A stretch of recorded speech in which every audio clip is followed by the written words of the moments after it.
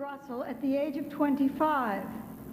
He wrote it at the request of his homosexual brother-in-law, who edited a magazine called The Golden Urn. Even then, Bertrand Russell was a very, very evil man. He was so evil that after the first euphoria of VE Day and VJ Day had barely subsided, Russell began calling for launching a preemptive nuclear strike against the Soviet Union.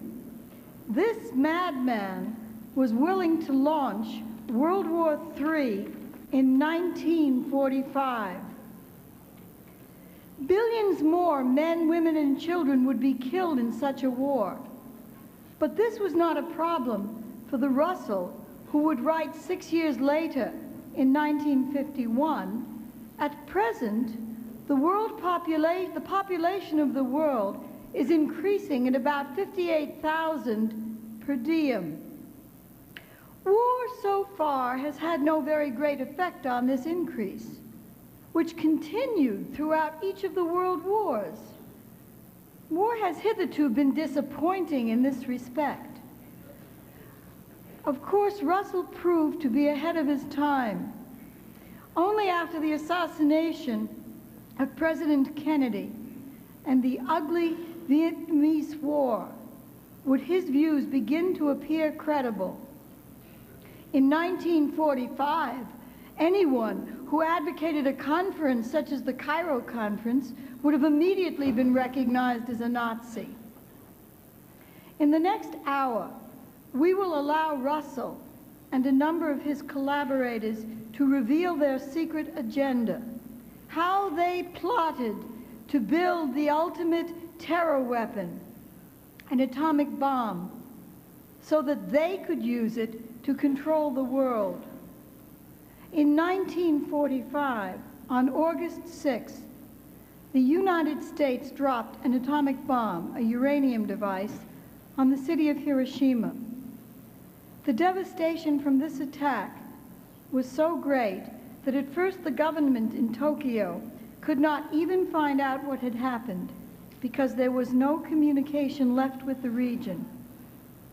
A second nuclear attack was planned for August 10th, but the timing was moved up one day, lest the Japanese surrender before this plutonium bomb could be tested.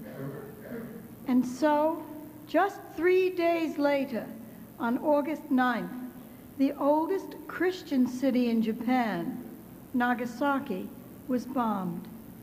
Desperately, the Japanese were trying every way to contact the American government in order to surrender. Finally, the war did end 1 day later. The Japanese people suffered horrendously during the war, and particularly at its end. But in a very definite sense, the American people also have been victimized. For 50 years, the threat of nuclear warfare has been used as a battering ram to destroy the whole of the moral fabric of our society. This is what the twisted Bertrand Russell and his friends planned, and they have almost succeeded. The lives of every one of us in this room have been shaped by Bertrand Russell and his ugly associates. Are you a scientist? Don't you know that science is destroying the biosphere? You're a clergyman. A Christian? How dare you preach that man is superior to animals? You told your child not to have sexual relations? This is a clear case of child abuse. For 50 years, Russell and his friends have been trying to brainwash us into accepting their degraded notion of the inherent bestiality of man. And now it is taught in almost every classroom. In his 1951 book, The Impact of Science on Society, Bertrand Russell explained his plan for the new society. Let's listen to him again. Life is a brief, small, and transitory phenomenon in an obscure corner, not at all the sort of thing that one would make a fuss about if one were not personally concerned. The danger of a world shortage of food may be averted for a time by improvements in the technique of agriculture. But if population continues to increase at the present rate, such improvements cannot long suffice.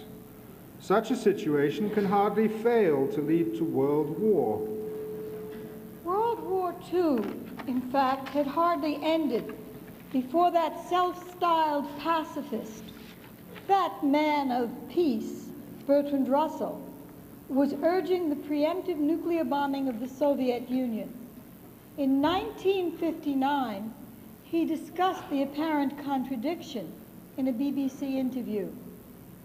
Lord Russell, is it true or untrue that in recent years you advocated that a preventative war might be made against communism, against the Soviet Union? It's entirely true, and I don't repent of it now. It was not inconsistent with what I think now. At that time, nuclear weapons existed only on one side, and therefore the odds were the Russians would have given away. I thought they would. Well, suppose they hadn't given away. I thought and hoped that the Russians would give way, but of course you can't threaten unless you're prepared to have your bluff called. At that time, Russell wanted to enforce the kind of United Nations policing powers over the Soviet Union which are in force against Iraq today. The same kind of IAEA controls which have almost brought us to war with North Korea over the ridiculous claim that they were stockpiling bomb-grade plutonium. Russell understood that in order to achieve his plan for creating a new imperial government, an empire more powerful than the Venetian Empire, or the Roman Empire, or the British Empire, then it would be necessary to brainwash whole populations. The mass media would be useful. The spread of drugs would help. Encouraging the spread of pornography and promiscuity would also help. All of these were useful tools, but the most important job would be to control the minds of youth. Let's listen to more of what he has to say about this. I think the subject that will be of most importance is mass psychology. This subject will make great strides when it is taken up by scientists under a scientific dictatorship. The social psychologists of the future will have a number of classes of school children on whom they will try different methods of producing an unshakable conviction that snow is black. Various results will soon be arrived at. First, that the influence of home is obstructive. Second, that not much can be done unless indoctrination begins before the age of 10. Third, that verses set to music and repeatedly intoned are very effective. The bomb would be the weapon which would be used to terrorize the people of the world into submission. Let's tune back in on Bertie. The atom bomb, and still more the hydrogen bomb, have caused new fears involving new doubts as to the effects of science on human life. If, however, the human race decides to let itself go on living, it will have to make very drastic changes in its way of thinking, feeling, and behaving. We must learn not to say, "Never, better death than dishonor." We must learn to submit to law, even when imposed by aliens whom we hate and despise, and whom we believe to be blind to all considerations of righteousness. By January of 1945, the Second World War was coming to an end. Victory for the Allies was a foregone conclusion, even though many lives would still be lost. It was even money whether the Japanese or the Germans would be the first to surrender.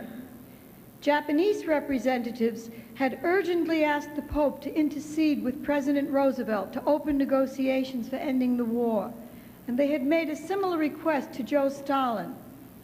Pope Pius XII agreed, and a meeting between him and Roosevelt was planned in which this would be one item on the agenda. It never occurred because in April, Roosevelt died and Harry Truman took office. Wait.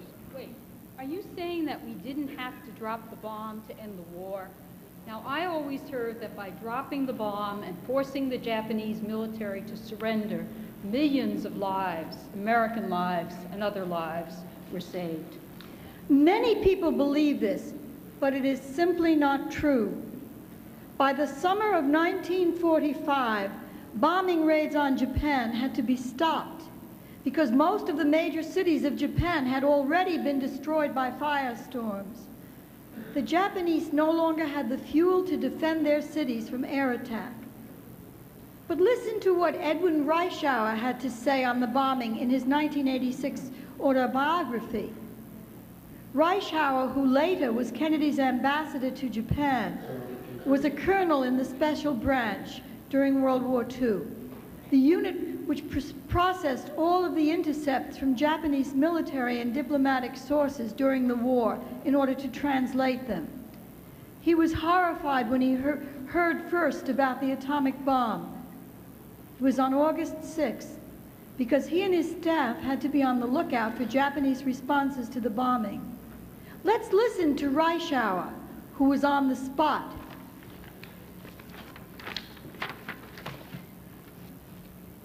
On the morning of August the 6th, I was called into the central office of Special Branch, together with about 5 other officers, and told about the dropping of the bomb on Hiroshima. It was necessary that we know so that we could be on watch for the reaction of the Japanese. We were even given a list of the other potential target cities, which to my horror included Kyoto, though it was fortunately near the bottom. The United States had made a special effort to avoid the destruction of cultural monuments, but Kyoto was the largest of the few cities not yet burned out by firebomb raids, and it was a key railway crossroads. All of us at Special Branch were stunned and dismayed at the news. Through the military and diplomatic messages, we knew how near to defeat Japan already was, and how eager some elements in the government were to bring an end to the fighting. We were aware that the economy was grinding to a halt because the merchant marine had been virtually eliminated by early 1945. And we knew of the many discussions and diplomatic efforts aimed at terminating hostilities then going on. We looked dazedly at one another, and someone muttered something about hitting below the belt when the opponent was already on the ropes. I felt I would burst with the awful secret bottled up inside me. It was therefore a great relief when President Truman made a public announcement about the bomb a few hours later. At the time, I believed the dropping of the atom bomb was a terrible mistake. My own estimate was that Japan would surrender sometime before November. The Japanese would figure that we would not wish to attempt an invasion during the typhoon season, and thus court a repetition of the kamikaze that had destroyed the Mongol invaders of 1281. Following this reasoning, I thought they would count on almost 3 more months in which to bring the war to an end, and I felt certain they would do so during that time. However, the results of historical research since then have made me much less certain about this conclusion. The various alternative proposals for demonstrating the capacities of the bomb without using it on a populated target would probably have been ineffective. Even with 2 atom bombs dropped on Hiroshima and Nagasaki, and the invasion of Manchuria by the Soviet Union, which was launched between the 2 bombings, it was touch and go whether the Japanese military would permit the civilian government to surrender. If there were some possible justification for the first atomic bomb, however, there was none for the second, dropped on Nagasaki on August the 9th. The top American authorities did agonize over the decision to use the first bomb but seem to have given the second little, if any, thought, snuffing out some 70,000 lives almost inadvertently. Was there any justification for dropping the bomb? Did it save 1 million lives? As you heard Reischauer admit, no invasion was planned before November. Furthermore, what he does not write, the harbors of Japan had all been mined, and then the mines were taken away to allow a future invasion to proceed. With the harbors impassable, even without the carpet bombing, the Japanese could not have resisted for long because they had to import food and gasoline, not to speak of other essential goods. The bombing of Hiroshima resulted in the immediate deaths of 140,000 people. Within 5 years, 200,000 had died as a result of the bomb or its after effects. This was 54% of the population of the city. The bombing of Nagasaki killed 70,000 on the spot, and within 5 years, the total rose to 140,000. Again, this was more than half the population who had been living in the city. The firebombing of Tokyo had also caused terrible devastation. 100,000 died, but in that city of 1 million people, the death toll was only 10% of those who had been alive. If that's true, why did they decide to drop the bomb? Is what the lefties claim true? Did Harry Truman okay using the bomb against the Japanese to send a signal to the Soviets? If that is so, why did they build the bomb in the first place? In the final analysis, it was Harry Truman's call on whether or not to drop the bomb. But Averell Harriman was whispering in his ear that the Soviets were getting out of line and that we needed the bomb to rein Joe Stalin in. And Secretary of War Henry Stimson was telling him that President Roosevelt intended Japan to be the target and that we had to use the bomb in order to show the Soviets that we would play tough. Harry Truman was way over his head, and he didn't have a clue what to do. He hadn't been briefed about most of the details of the war. He had not known about the atom bomb. Now, he had to go to Potsdam to meet with Stalin and Churchill. The man from Missouri was on his way to Potsdam, and he didn't have a clue what to do. So they put a bomb in his pocket. That little man with the bomb could face down the big guys. But let's hear what the plans were of the men who put the bomb in his pocket, so to speak. Let's listen to Russell's words in 1946. These appeared in the 5th issue of the Bulletin of Atomic Scientists. It is entirely clear that there is only one way in which great wars can be permanently prevented, and that is the establishment of an international government with a monopoly of serious armed force. When I speak of an international government, I mean one that really governs, not an amiable facade like the League of Nations or a pretentious sham like the United Nations under its present constitution. But Dr. Russell, what has this to do with the bomb? An international government, if it is to be able to preserve peace, must have the only atomic bombs, the only plant for producing them, the only air force, the only battleships, and generally whatever is necessary to make it irresistible. Its atomic staff, its air squadrons, the crews of its battleships, and its infantry regiments must each severally be composed of men of many different nations. There must be no possibility of the development of national feeling in any unit larger than a company. Every member of the international armed force should be carefully trained in loyalty to the international government. The international authority must have a monopoly of uranium and of whatever other raw material may hereafter be found suitable for the manufacture of atomic bombs.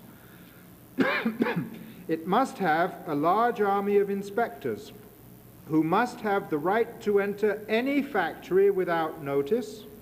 Any attempt to interfere with them or to obstruct their work must be treated as a casus belli. They must be provided with aeroplanes, enabling them to discover whether secret plants are being established in empty regions near either pole or in the middle of large deserts. The monopoly of armed force is the most necessary attribute of the international government, but it will, of course, have to exercise various governmental functions. It will have to decide all disputes between different nations, and will have to possess the right to revise treaties. It will have to be bound by its constitution to intervene by force of arms against any nation that refuses to submit to the arbitration. Given its monopoly of armed force, such intervention will seldom be necessary and quickly successful.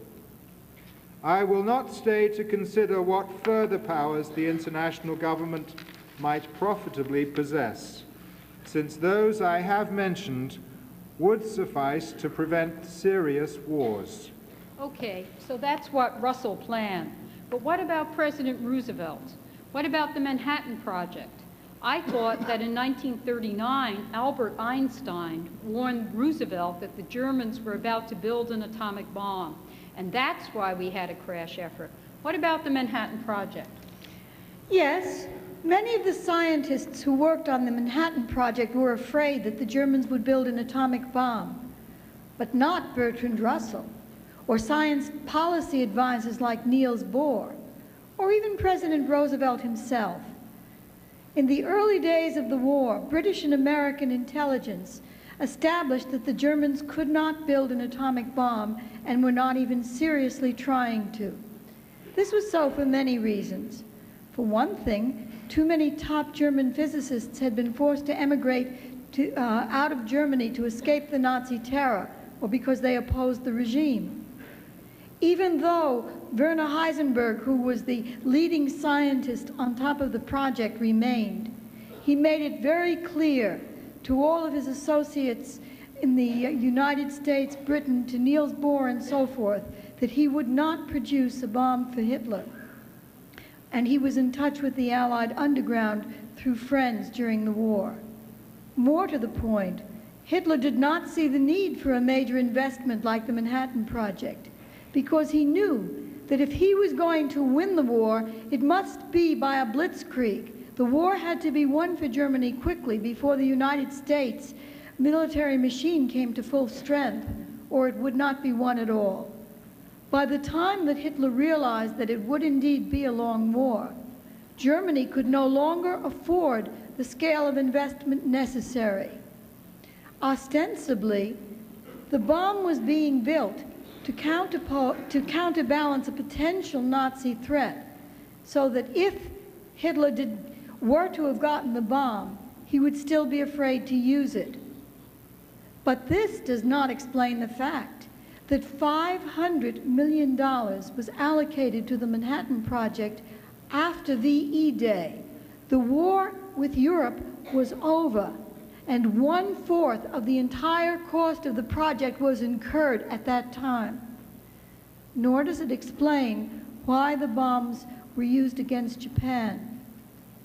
In 1939, a grouping in the top reaches of the British policy-making establishment convinced Winston Churchill that now was the time to go with nuclear power. The Americans would have to be brought in on the act because of the enormous cost of the project, but they could be controlled in the long run. The idea of using nuclear energy to build a bomb was not a new idea for the British by any means. Russell wrote about this and his plans to dominate the world on behalf of the British oligarchy in a book called Icarus, or The Future of Science, which he wrote in 1924. There he described how the bomb would be used as a tool to bring about world government. Even that early, he understood that the days of the British Empire were numbered. If the empire was to survive, it would have to be recreated in a different form, as a world government, not a British government. His title, Icarus, is a play on the legend of the scientist who built himself a pair of wax wings, but flew too close to the sun, so that his wings melted. Russell believed that the Icaruses of this world must learn that they cannot fly. They cannot conquer space. Man must stick in the dirt or be destroyed. Let's listen to this greeny Bertrand Russell explain his plans for world government in 1924. I fear that the same fate may overtake the populations whom modern men of science have taught to fly. Some of the dangers inherent in the progress of science, while we retain our present political and economic institutions, are set forth in the following pages. One general observation to begin with. Science has increased man's control over nature, and might therefore be supposed likely to increase his happiness and well-being. This would be the case if men were rational, but in fact they are bundles of passions and instincts. There is, however, a hopeful element in the problem. The planet is of finite size. Before very long, the technical conditions will exist for organizing the whole world as one producing and consuming unit.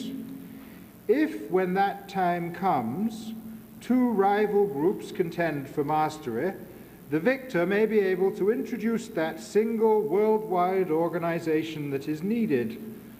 There would be at first economic and political tyranny of the victors, a dread of renewed upheaval, and therefore a drastic suppression of liberty.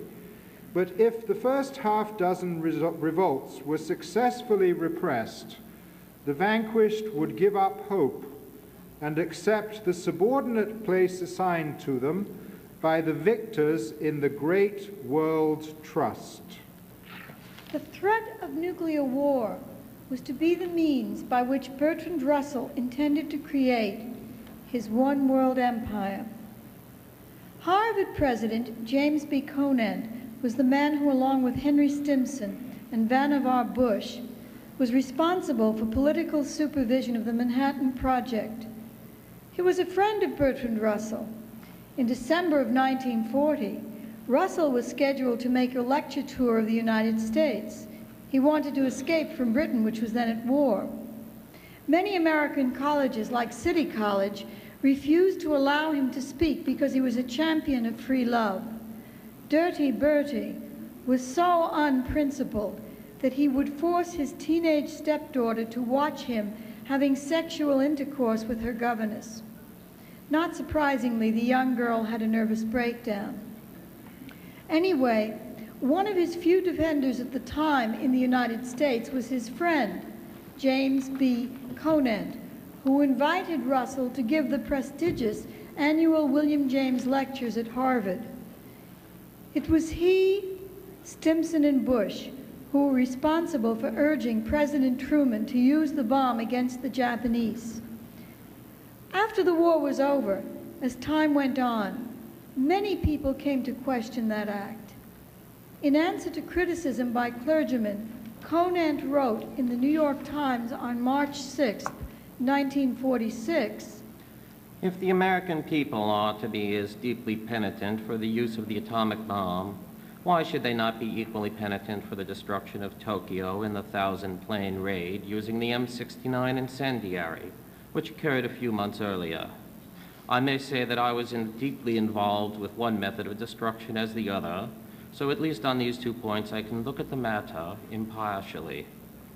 If we are to be penitent for this destruction of Japanese cities by incendiaries and high explosives, we should have to carry over this point of view to the whole method of warfare used against the Axis powers." He had not changed his mind by 1968 when he answered a similar letter from a Mrs. Popper in the same vein.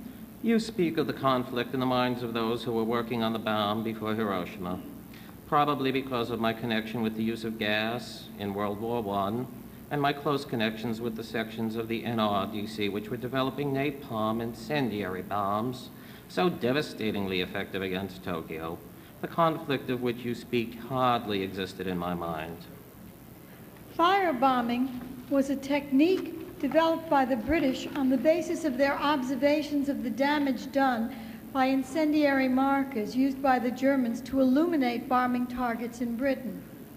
It was directed against the civilian populations of Hamburg and Dresden in the last months of the war. It was used to destroy 48 of Japan's largest cities. People caught in a firestorm would die because the oxygen they needed to breathe had been sucked up in an artificially created tornado. Of course, they were also burned alive. The use of such terror tactics against men, women, and children was resisted by the U.S. military command, but ultimately it became the accepted practice of both Britain and the United States Air Force.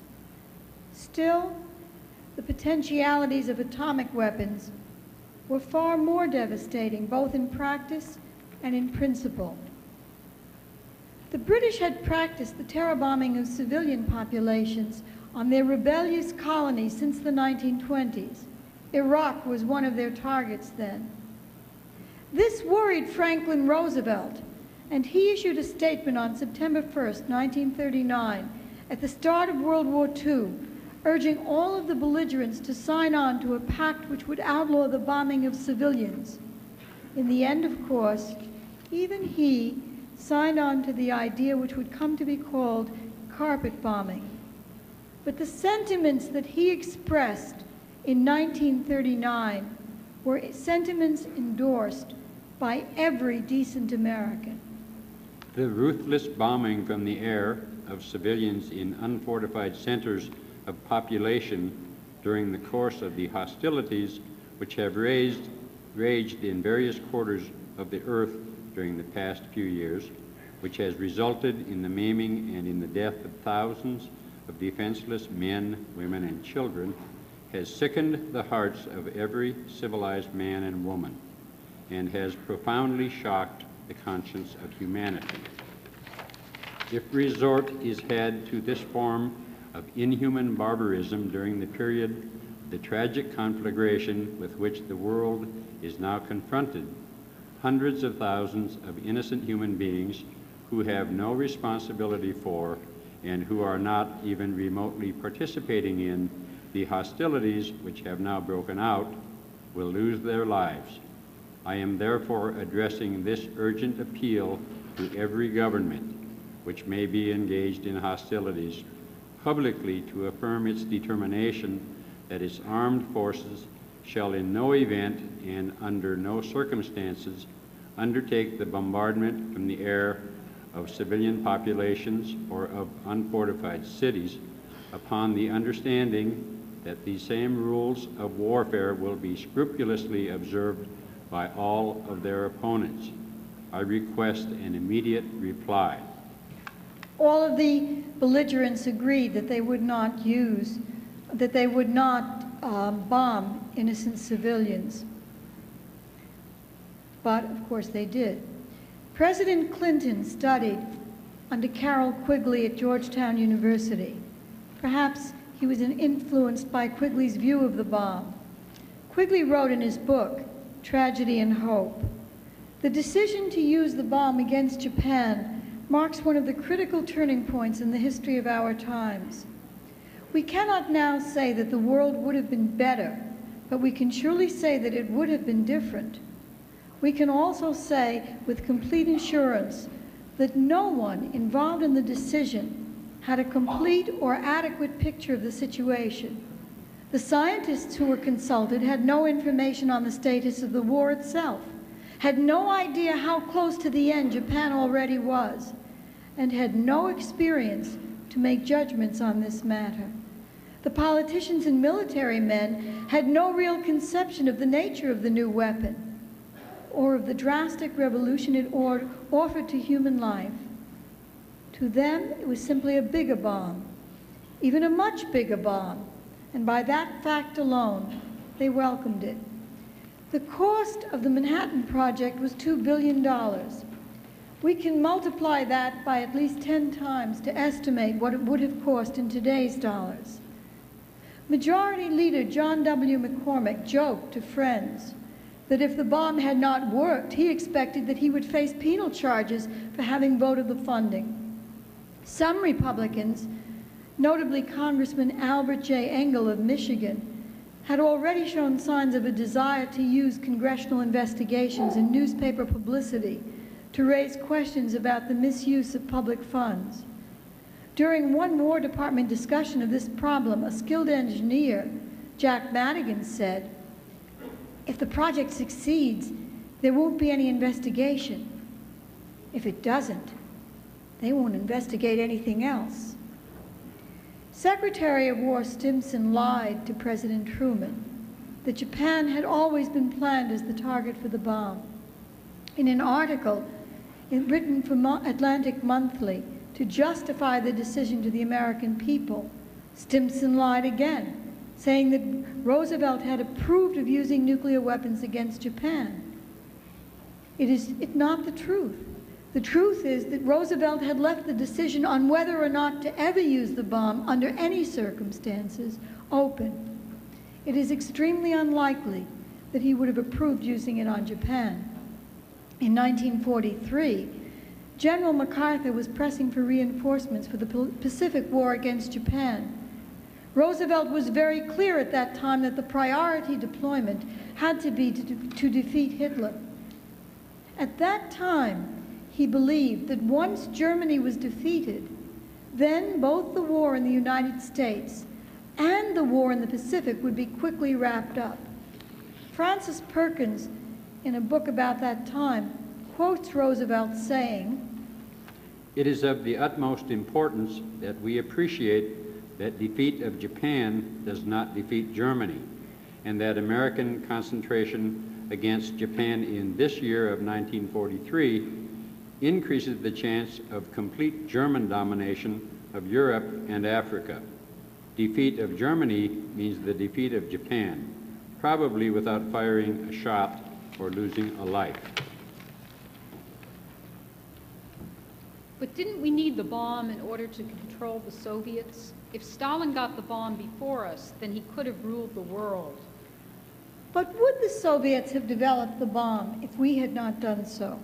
Carroll Quigley thought not, because the Russians did not favor strategic bombing. And without knowing that the bomb worked, without the demonstration of its power for all of the world to witness, the Soviets would have thought long and hard before making that scale of investment which would have been needed to develop a bomb from scratch. They did have a long-standing project to build a nuclear reactor. Henry Stimson was a longtime associate of Prescott Bush and the Harriman family. He was an admirer of Theodore Roosevelt. He differed from Russell and the British only in a matter of emphasis. If there was to be a New World government, a perspective with which he did not at all disagree, then the United States should not be a junior partner in the Anglo-American alliance. By February of 1945, President Roosevelt was already mortally ill. This gave the evil Henry Stimson a much freer hand. Even so, he was living in the America of the 1940s. The American people then had not been brainwashed over a 50-year period to accept the terror bombing of civilians as they do now. He feared the reaction of the American people when they realized the truth about the policy of sanctioning strategic bombing and the bombing of Japan in Hiroshima and Nagasaki in particular. This was a problem which 50 years later, his protege, George Bush, did not face. Stimson discussed the question of strategic bombing with Truman on May 16, 1945. Here is what he wrote on that day in his diary about the discussion. I am anxious to hold our Air Force so far as possible to the precision bombing which it has done so well in Europe. I'm told that it is possible and adequate.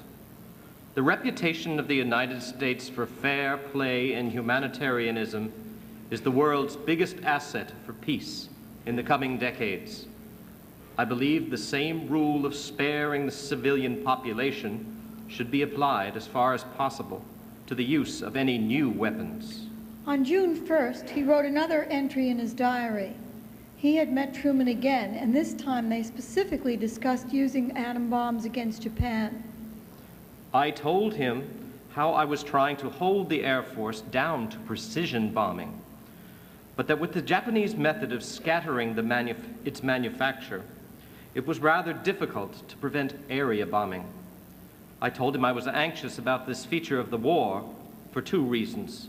First, because I did not want to have the United States get the reputation for outdoing Hitler in atrocities. And second, I was a little fearful that before we could get ready, the Air Force might have Japan so thoroughly bombed out that the new weapon would not have a fair background to show its strength. He said he understood. Harry Truman did not know much about the conduct of the war before President Roosevelt's death. He was a little man stepping into a big job, and he was way over his head. Still, what can we think of the following remarks by Truman, written in his diary in July of 1945?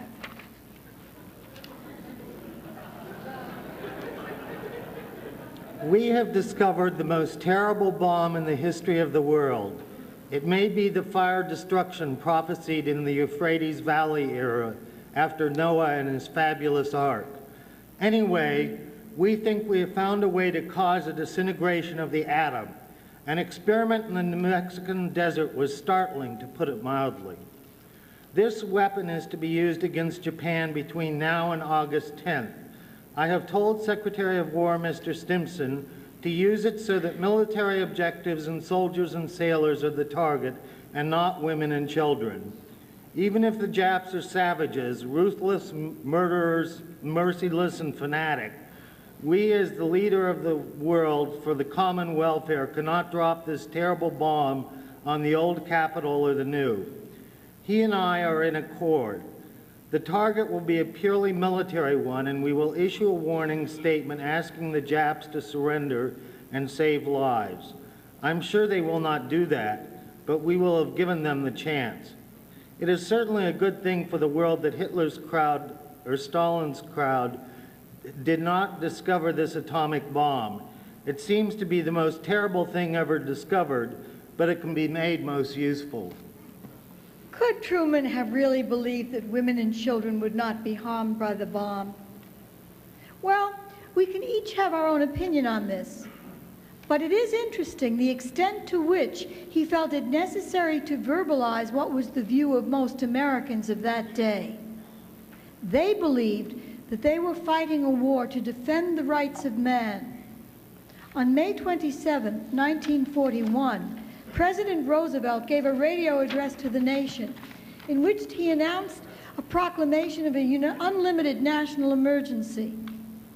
Many Americans hoped that the United States could still somehow stay out of the war, but the sentiments expressed by Roosevelt were widely held. Let's listen to President Roosevelt's emergency proclamation.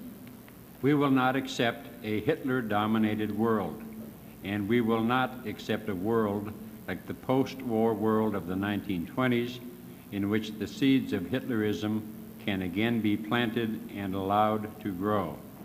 We will accept only a world consecrated to freedom of speech and expression, freedom of every person to worship God in his own way, freedom from want, and freedom from terror. Harry Truman, on the other hand, had other ideas. In the spring of 1941, Hitler attacked the Soviet Union. Truman was then a senator, and he rated the two dictatorships as being morally equivalent. Truman recommended that America encourage the Soviet Union and Germany to fight each other to the death. If we see that Germany is winning, we ought to help Russia. And if Russia is winning, we ought to help Germany, and that way let them kill as many as possible, although I don't want to see Hitler victorious under any circumstances. Neither of them think anything of their pledged word. The four freedoms. This is what most Americans believed that the war to be about. They were fighting for freedom, not to save the British Empire. They were fighting for the men and women all over the world who would have the four freedoms. Roosevelt took his son with him to Casablanca, to the Big Four Summit Conference, which was held there in 1943. One day when they were alone together, he confided his plans to his son. When we've won the war, I will work with all my might and main to see to it that the United States is not wheedled into the position of accepting any plan that will further France's imperialistic ambitions or that will aid or abet the British Empire in its imperial ambitions. At a private dinner shortly after the attack on Pearl Harbor, Roosevelt told his dinner guests that Churchill had to be made to understand the way American people felt about Britain. Our popular idea of that role may not be entirely objective, may not be 100% true from the British point of view. There it is. And I've been trying to tell him that he ought to consider it. It's in the American tradition, this distrust, this dislike, and even hatred of Britain. At the start of the war, Roosevelt and Churchill jointly issued the Atlantic Charter. He and Churchill had very different ideas about it. Here is what Roosevelt had to say. I am firmly of the belief that if we are to arrive at a stable peace, it must involve the development of backward countries.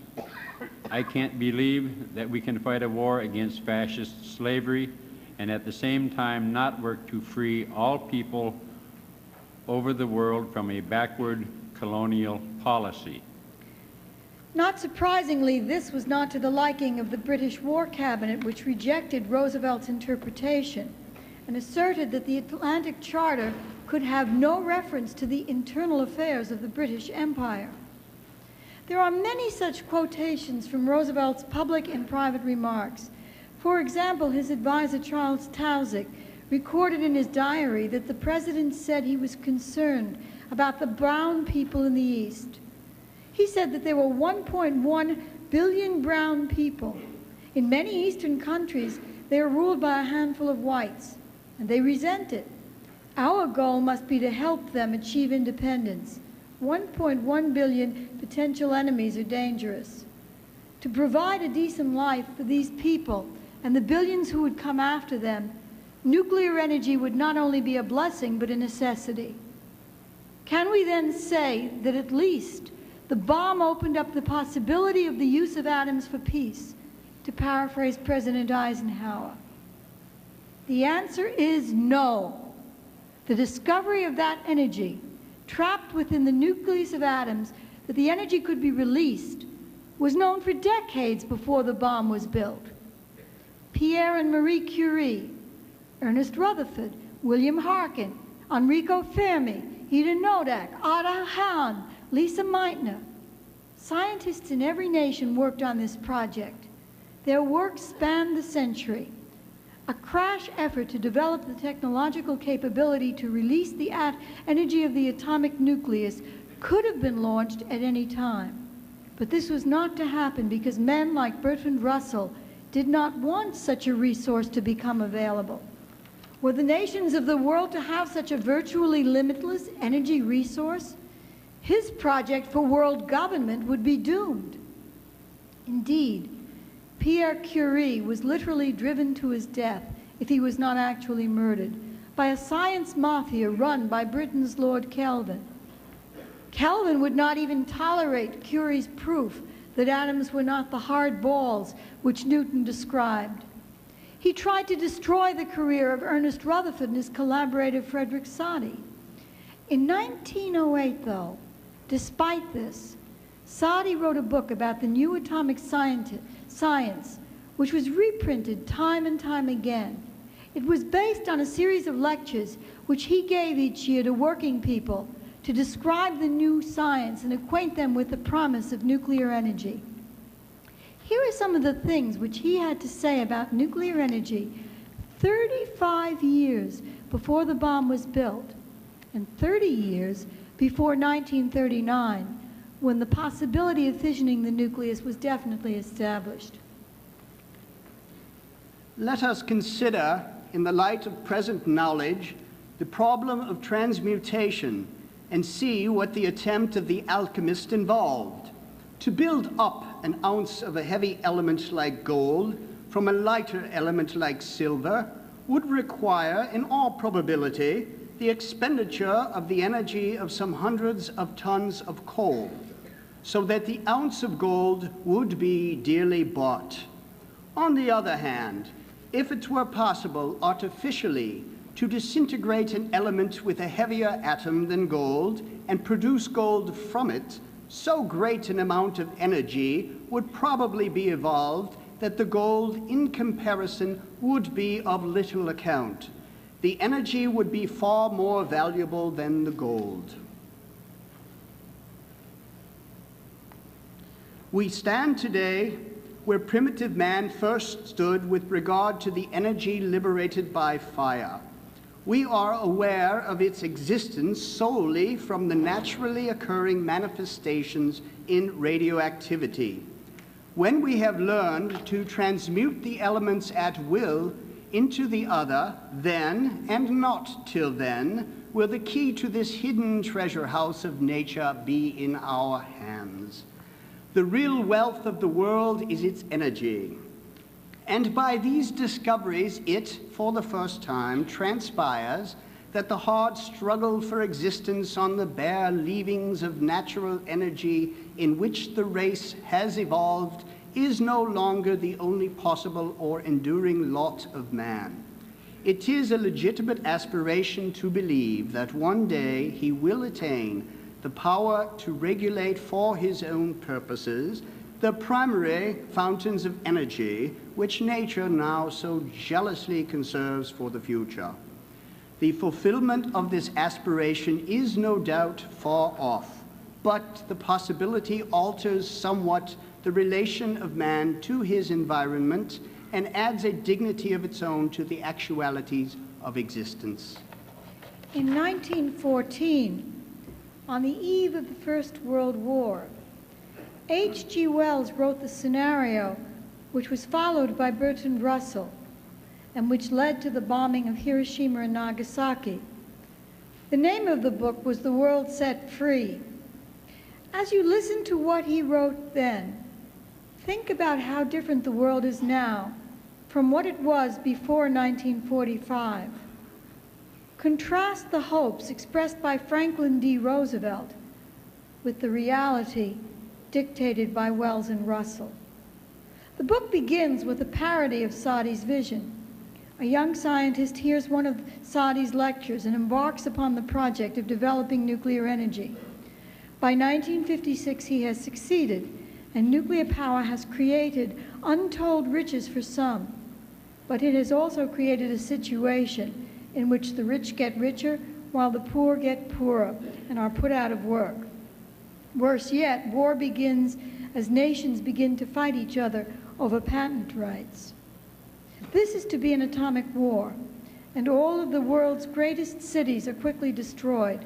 Paris, London, Rome, New York, Tokyo, all and more are rubble. Former kings and princes and bureaucratic functionaries come together and declare that they are going to create a new world order under their rule. No longer will there be separate nations. No longer will people be given the franchise. This is to be a world government. Here is H.G. Wells' vision of the future. It is to be a self-perpetrating one-world dictatorship. After the conflagration from the bombs, people were unable to live in the cities anymore. English became the universal language, shorn of such peculiarities of grammar as the subjunctive mood. The metric system became universal, but also a strict 13-month lunar calendar with certain additional days. a universal energy-based currency was used. Education was reformed, reinterpreting history in order to instill a new faith in the hearts of the young. Children were to be taught about Bismarck, that hero of 19th century politics, that sequel to Napoleon, that god of blood and iron. He was just a beery, obstinate, dull man. All Europe offered its children to him. It sacrificed education, art, happiness, and all its hopes of future welfare to follow the clatter of his saber. Everybody in those days, wise or foolish, believed that the division of the world under a multitude of governments was inevitable, and that it was going on for thousands of years more. It was inevitable until it was impossible. There's a tape change, so we have a slight pause.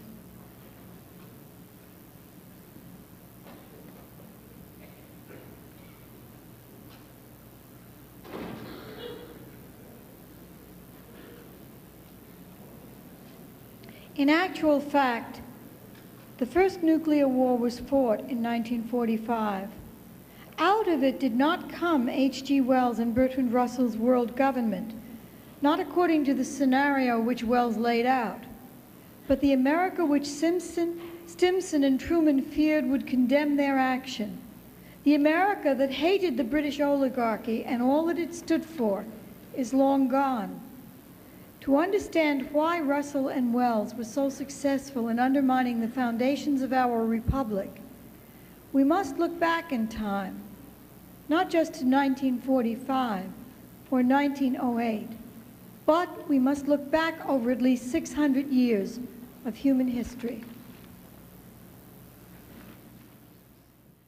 Per diem.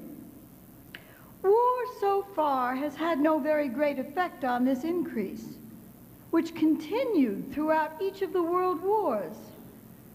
War has hitherto been disappointing in this respect. Of course, Russell proved to be ahead of his time. Only after the assassination of President Kennedy and the ugly Vietnamese War would his views begin to appear credible.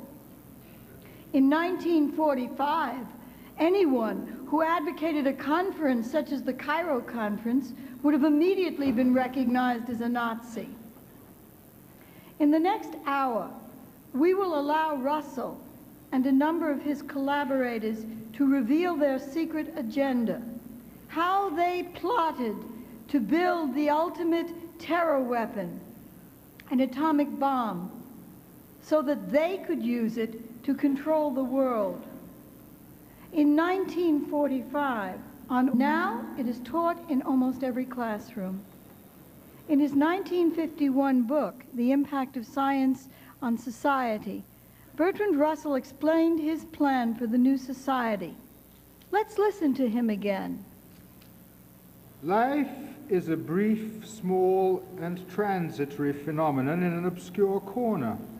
Not at all the sort of thing that one would make a fuss about if one were not personally concerned. The danger of a world shortage of food may be averted for a time by improvements in the technique of agriculture. But if population continues to increase at the present rate, such improvements cannot long suffice. Such a situation can hardly fail to lead to world war. World War II, in fact, had hardly ended before that self-styled pacifist, that man of peace, Bertrand Russell, was urging the preemptive nuclear. August 6th, the United States dropped an atomic bomb, a uranium device, on the city of Hiroshima. The devastation from this attack was so great that at first the government in Tokyo could not even find out what had happened. because there was no communication left with the region. A second nuclear attack was planned for August 10th, but the timing was moved up one day, lest the Japanese surrender before this plutonium bomb could be tested. And so, just 3 days later, on August 9th, the oldest Christian city in Japan, Nagasaki, was bombed. Desperately, the Japanese were trying every way to contact the American government in order to surrender. Finally, the war did end 1 day later. The Japanese people suffered horrendously during the war, and particularly at its end. But in a very definite sense, the American people also have been victimized. For 50 years, the threat of nuclear warfare has been used as a battering ram to destroy the whole of the moral fabric of our society. This is what the twisted Bertrand Russell and his friends planned, and they have almost succeeded. The lives of every one of us in this room have been shaped by Bertrand Russell and his ugly associates. Are you a scientist? Don't you know that science is destroying the biosphere? You're a clergyman. A Christian? How dare you preach that man is superior to animals? You told your child not to have sexual relations? This is a clear case of child abuse. For 50 years, Russell and his friends have been trying to brainwash us into accepting their degraded notion of the inherent bestiality of man. And Bertrand Russell, at the age of 25, he wrote it at the request of his homosexual brother-in-law, who edited a magazine called The Golden Urn. Even then, Bertrand Russell was a very, very evil man. He was so evil that after the first euphoria of VE Day and VJ Day had barely subsided, Russell began calling for launching a preemptive nuclear strike against the Soviet Union. This madman was willing to launch World War III in 1945. Billions more men, women, and children would be killed in such a war. But this was not a problem for the Russell, who would write 6 years later, in 1951, at present, the population of the world is increasing at about 58,000